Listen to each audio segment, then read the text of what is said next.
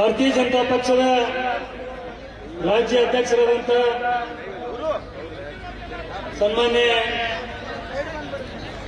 DY. ವಿಜೇಂದ್ರಣ್ಣವರೇ, Chalavadi Narayana ಸ್ವಾಮಿ ಅವರೇ, ಸ್ನೇಹಿತರಾದ ಶ್ರೀರಾಮುಲು ಅವರೇ, ಜಗದೀಶ್ ಶೆಟ್ಟರ್ ಸಾಹೇಬ್ರೆ, ಲೋಕಸಭಾ ಸದಸ್ಯರಾದ ಸನ್ಮಾನ್ಯ ವಿನಯ್ ಜಿಗಜಿನ್ ಸಾಹೇಬ್ರೆ,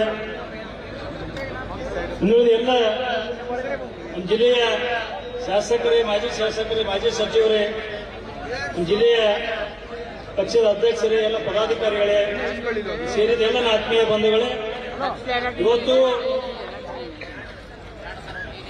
ಯಡಿಯೂರಪ್ಪನವರ ನಂತರ ಇಡೀ ರಾಜ್ಯದಲ್ಲಿ ಜನರನ್ನ ಜಾಗೃತಿ ಮೂಡಿಸಿ ಸರ್ಕಾರದ ವಿರುದ್ಧವಾಗಿ ಹೋರಾಟವನ್ನ ಮಾಡ್ತಾ ಇರುವುದು ಯಾರು ಇದ್ದಿದ್ರೆ ಅದು ಸನ್ಮಾನ್ಯ ವಿಜೇಂದ್ರ ಅವರನ್ನಂತ ಮಾತನ್ನ ಈ ಸಂದರ್ಭ ಹೇಳಿ ಬಯಸ್ತಾ ಇದ್ದೀನಿ. ಇವತ್ತು ಯಾವ ರೀತಿ ಯಡಿಯೂರಪ್ಪ ಬಿಡುಗಿದರೆ ವಿಧಾನಸೌಧ ನಡುವುದನ್ನಂತ ನಾವು 93, 97ರಲ್ಲಿ ಘೋಷಣೆಯಲ್ಲಿ ಅಲ್ಲಿ ವಿಧಾನಸೌಧ ಮುತ್ತಿಗೆ ಹಾಕುವ ಸಂದರ್ಭದಲ್ಲಿ ಮಾತಾಡ್ತಿದ್ದೀವಿ.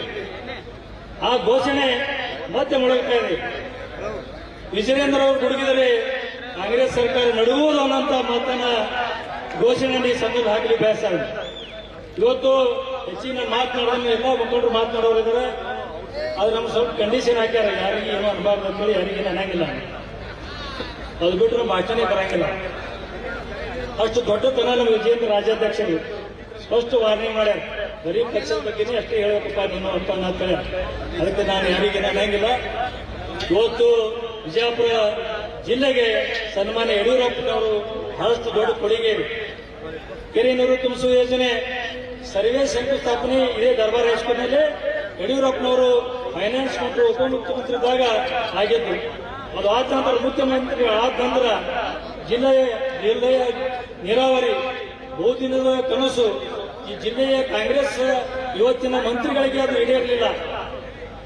ಆ ಕನಸನ್ನ ಎಲ್ಲ ರೈತರ ಕನಸನ್ನ ನೆರವೇರಿಸುವವರು ನಮ್ಮ ಹಿಂದಿನ ಮುಖ್ಯಮಂತ್ರಿಗಳಾದಂಥ ಬಿ.ಎಸ್. ಯಡಿಯೂರಪ್ಪನವರು ಅನ್ನೋಂಥ ಮಾತನ್ನ ಈ ಸಂದರ್ಭ ಹೇಳಿ ಬಯಸ್ತಾ ಇದ್ದೀನಿ.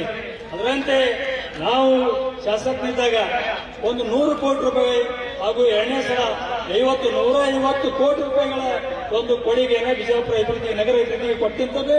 ಇವತ್ತು ಬಿಜಾಪುರ ಸೌಂದರ್ಯೀಕರಣ ಆಗಲಿ ಸಾಧ್ಯ ಆಗಿದೆ ಅನ್ನೋದು ಕೂಡ ಈ ಸಂದರ್ಭ ಹೇಳಿ ಬಯಸಿದ್ರೆ ಬಹುಗಳು ಕುಡಿಯುವ ನೀರಿನ ಯೋಜನೆ ಇರಬಹುದು, ಬಿಜಾಪುರ ಕುಡಿಯುವ ನೀರು ಯೋಜನೆ, ಒಳಚರಂಡಿ ಯೋಜನೆ, ಅದು 1969ರಲ್ಲಿ ಆದಂತ ಒಳಚರಂಡಿ ಯೋಜನೆ ಮುಂದೆ ಅದು ಕೆಪಾಸಿಟಿ ಪ್ರಕಾರ ಜನಸಂಖ್ಯೆ ಕೂಡ ಹೆಚ್ಚಾಗಿರಲಿಲ್ಲ. ಯಾವಾಗ ಯಡಿಯೂರಪ್ಪನವರು ಮುಖ್ಯಮಂತ್ರಿ ಆದರೂ ನಾವು ಇಲ್ಲಿ ಶಾಸಕರಾಗಿದ್ದಾಗ ಯಡಿಯೂರಪ್ಪನಿಗೆ ಹೇಳಿದಾಗ ಅದು